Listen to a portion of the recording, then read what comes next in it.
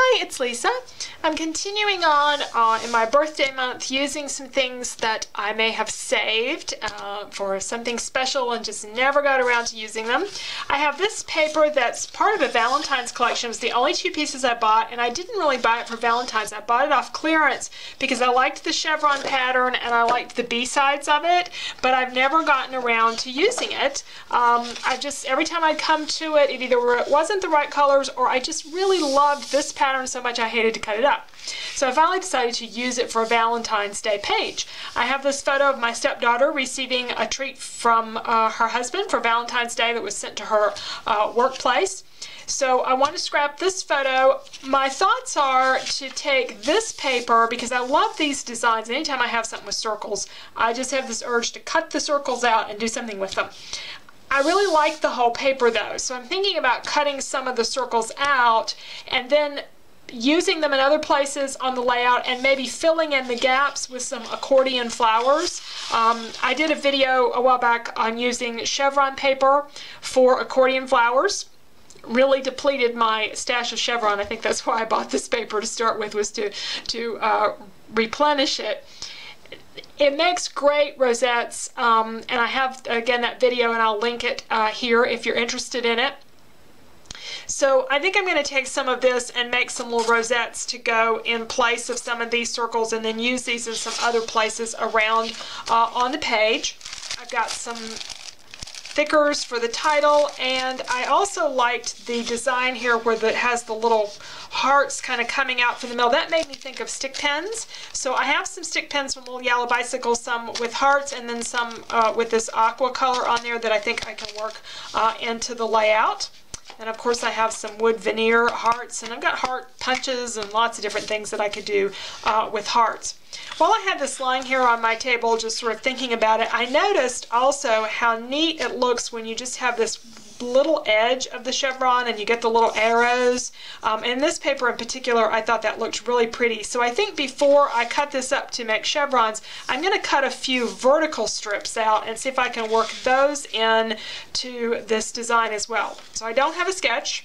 Just kind of working, letting the paper guide me on what I'm going to do. I've only got the one photo. I'm going to have a title block and then a place for her to do some journaling and some embellishments and kind of keep it pretty simple. And I will, of course, let her do the journaling since this is, her personal story.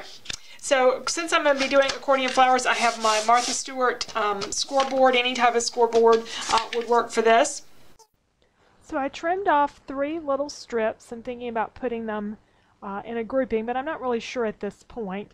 I'd go ahead and do the accordion flowers or rosettes, and I have a video on this I will link to the video here. So I won't spend a lot of time on it, but to kind of give you the major process steps. You trim out the design based on the chevron. And then the key to it is where you put your scoring. You have to move the little chevron paper along on the scoreboard, and you score on the points, both the short point and the long points. Do that all the way across, and then you're ready to fold. And you can fold so that the long points are folded up, or you can fold, as I'm showing them here, or you can fold so that they're folded down, and you just get 2 completely different looks with the same paper. Fold all the way across and then join the ends with some glue. And I find that it's easier to put them together if they're face down. Have a circle of paper ready to go on the back and the hot glue gun. You can do this with regular glue, it just takes a lot longer. So hot glue those together, kind of hold them for a few seconds, and then I'll flip everything over and put some more glue in the middle, and I have a brad ready to go in the center of this. You could also use a button. So I have 3 of these done, and these 2 are exactly the same. It's just whether I folded them down, the long point down, or the long point up. It even changed the size a little bit. But they're exactly the same cuts of paper. This one was a different cut of paper. I just cut the chevron in a different place. So again, I'll have the link there for the video so you can take a look at that whole video on doing these if you would like. Now, I'm still looking at cutting out some of these centers, even though you're not going to really see the cutout space that much. But I like those designs, and I'm thinking about using them somewhere else on the page. Just having a little bit of a challenge figuring out where to place them. This paper is not directional, so I can turn it around different ways and see where I can place the flowers and cut out different parts. And I keep flipping this around, and I think I ended up back with it the way it was to start with when I finally get a position for them. I really want to cover up the upper right corner of that photo. I do need to create a space for my letters to lay on because they're just going to disappear, I'm afraid, on this background. Get a letter out here and take a look. It's not bad, but it will show up a lot better if I put something for them to lay on. And I'm looking at these little pieces of paper at this point, these little chevron strips. But right now I've got to work on that title. I'm going to use some gesso. You use white paint. Gesso, just of course, is a little bit thicker.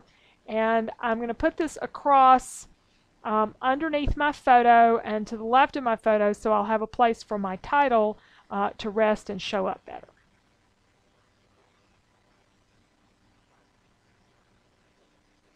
And it doesn't have to completely cover the background. In fact, it looks better if a little bit of the background is showing through. You'll just give it a place for those letters to lay and to show up better. And they will. I'm still fixated on cutting out some of these circles. So I used the Creative Memories cutters. Could have probably used a punch down there at the bottom because it was so close to the bottom. Not sure what I'm going to do with the circle I've cut out yet. And I'm going to cut this one out as well with a little bit smaller cut. And I'll put some cardstock behind those in a moment so that I can fill in those holes. Now I have this paper from Webster's Pages. It's not the same collection, and I also have one from Basic Gray. I decided on the little 3x4 card from Webster's Pages, but it didn't quite match. It has a green arrow, and I need more of a blue-green. So I took a marker and just went over, and that looked like that was working out, so I just did the rest of them off camera. So I just covered up some of the printing with a different color marker to change the appearance of that card. And I want to do a little stamping. I went to look for my Valentine stamps. I have Happy Valentine's Day and Be My Valentine. I decided to use Be My Valentine because I've got a Happy Valentine's Day tag that I can use. My black ink that I prefer, the Ranger ink, was packed up for a crop when I did this, so I was very frustrated. In the real time video, I kept going "Urgh," because I was really aggravated that the StazOn just wouldn't stamp very good. Since I've found the Ranger archival ink that I know a lot of people have used for years, I just hadn't used it before until recently. Since I've found it, I just hardly ever use StazOn anymore. But I'm going to put Be My Valentine on with some Stampin' Up! Ink, and that works very well. And then use some Stampin' Up! Ink to color in a few things on these tags. And I'm sorry my head is in the way. I should have cropped that part of the video out, but I'm just drawing around the edge of the tag and coloring in some little hearts, and then I'm going to trim the tag out by hand. And I'll hang it there with some twine from the rosette. Now back to these circles, seeing where I can put them.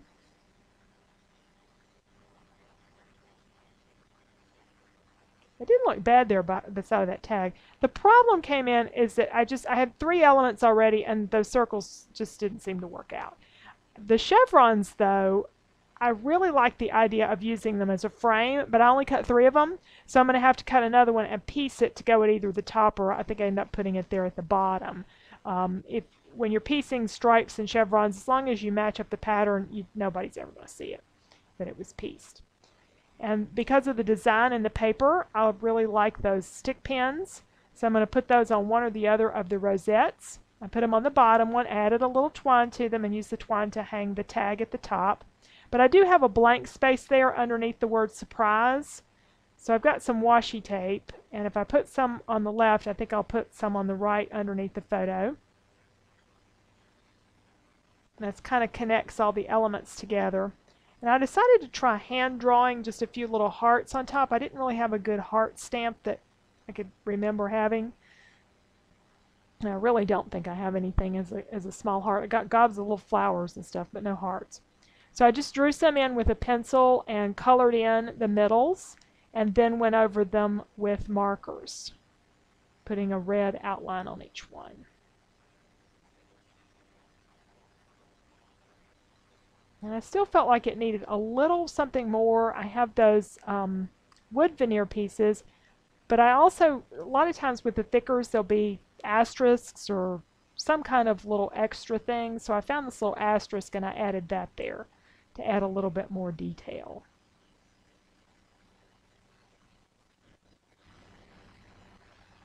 We are with our final page. Just use 2 pieces of paper and really just this side and this side, and used a little bit of cardstock behind, and that's it. So it really didn't take a lot of supplies, since we did the accordion flowers with the little brads and these stick pins from Little Yellow Bicycle, a couple of pieces of washi tape and the date, and sort of framed around this. I liked how this sort of frames the layout, kind of brings everything in.